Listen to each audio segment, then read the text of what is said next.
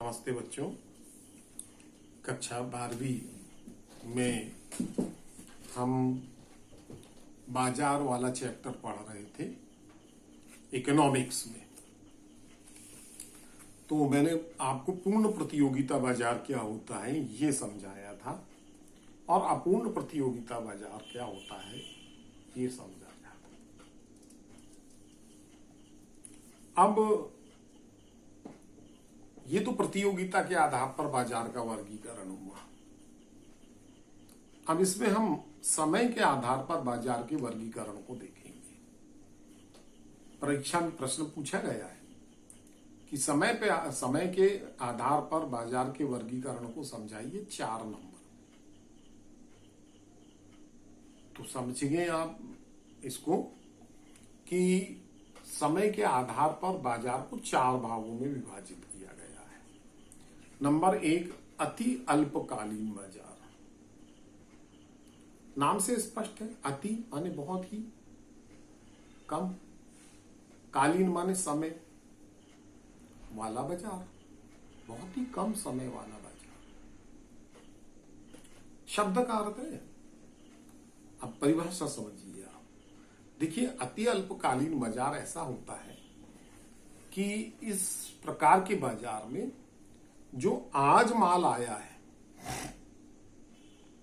माल की सप्लाई जो आज हुई है, इसको हम स्टॉक करके नहीं रख सकते। आज की आज में वो खत्म हो जाएगा, समाप्त हो जाएगा। स्टॉक करने का हमारा समय नहीं मिलता, स्टॉक कर ही नहीं सकते, सड़ जाएगा वो माल। परिभाषा कैसे लिखेंगे वो देखिए आप।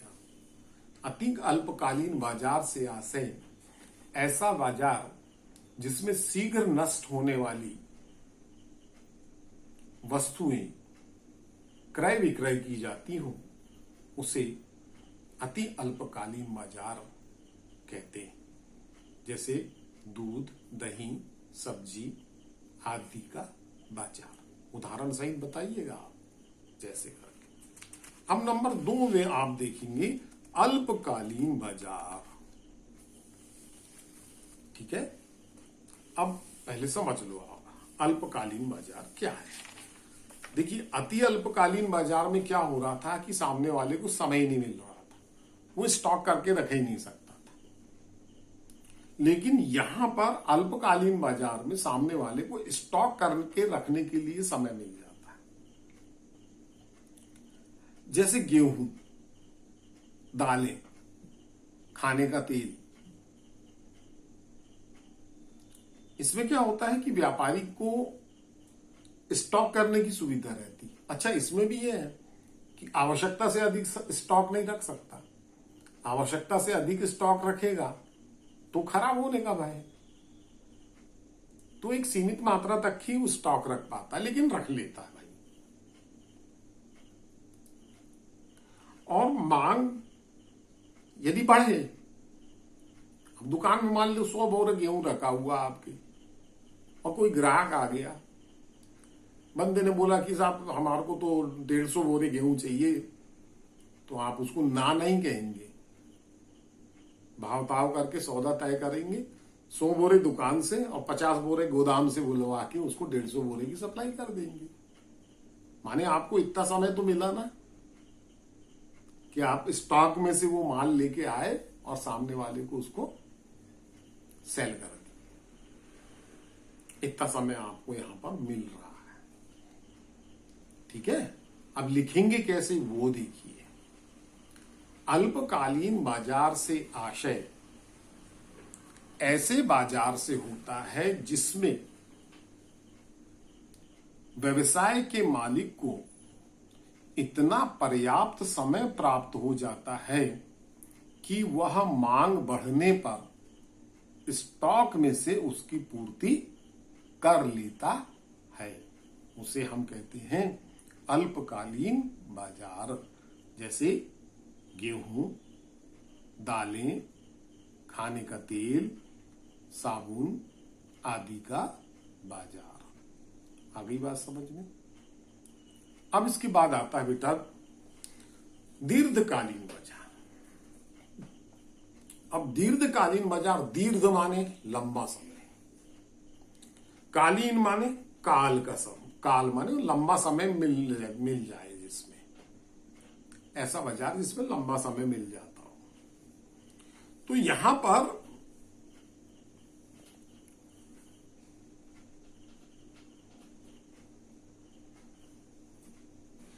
व्यक्ति जो है उसको थोड़ा लंबा समय मिल रहा है, ठीक है। अब लंबा समय कैसे मिल रहा है, उदाहरण से समझिएगा, है ना। जैसे मान लीजिए कि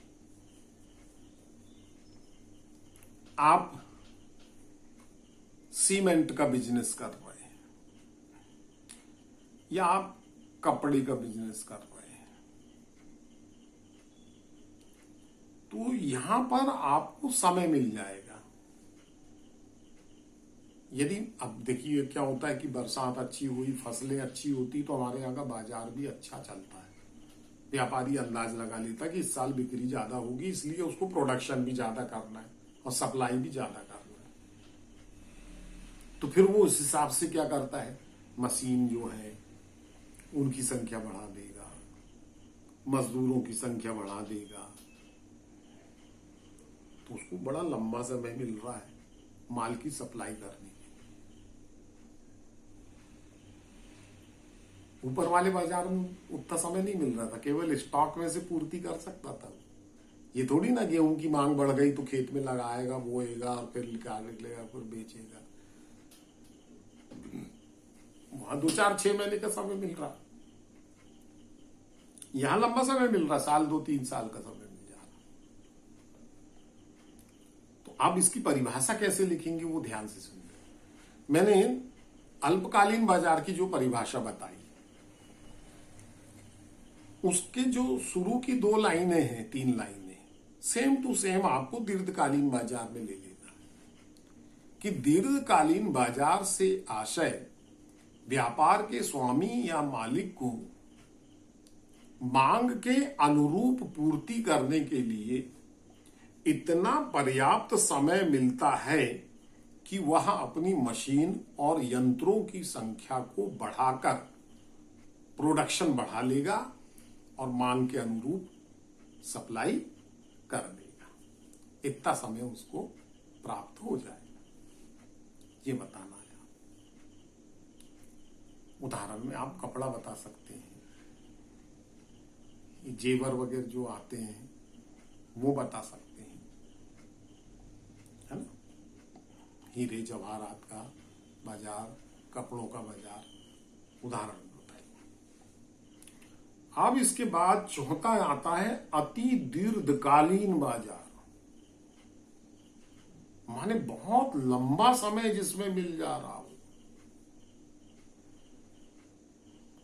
वैसे समझ में नहीं आएगा, आप समझो। आप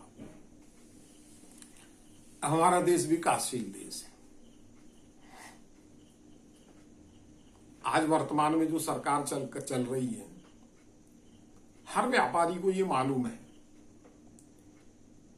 कि अभी तो कोरोना का समय चल रहा है, कोरोना का समय अब निकल जाएगा, उसके बाद तो बाजार में तेजी से काम चलेंगे, रोडें बनेंगी, रेल लाइन बनेंगी,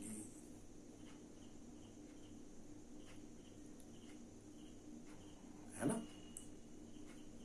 तो लोगों को ये अंदाज तो है और व्यापारी को भी ये अंदाज है।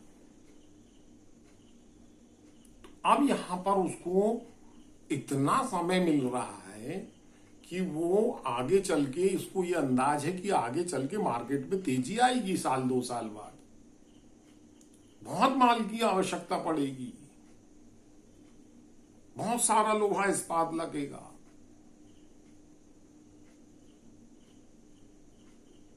बहुत सीमेंट की आवश्यकता पड़ेगी, रोड बनाने में आवश्यकता पड़ेगी।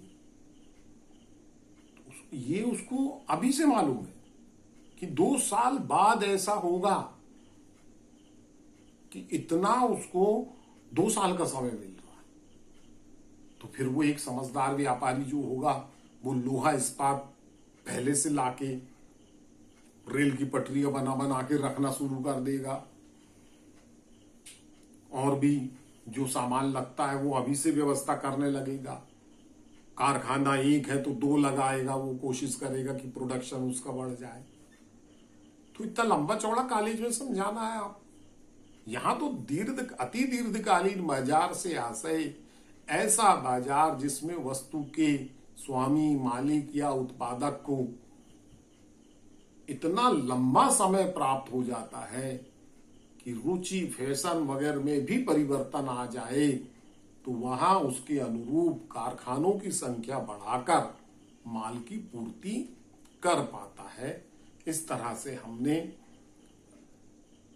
4 प्रकार के बाजार देखे। ये कैसे हुए? समय के आधार पर बाजार का वर्गीकरण। ये आप अपनी इकोनॉमिक्स की कॉपी में नोट कर लेंगे, ठीक है। कल मैं आपको इसमें आगे बढ़ाऊंगा क्षेत्र के आधार पर बाजार का वर्गीकरण, ठीक है। नमस्ते।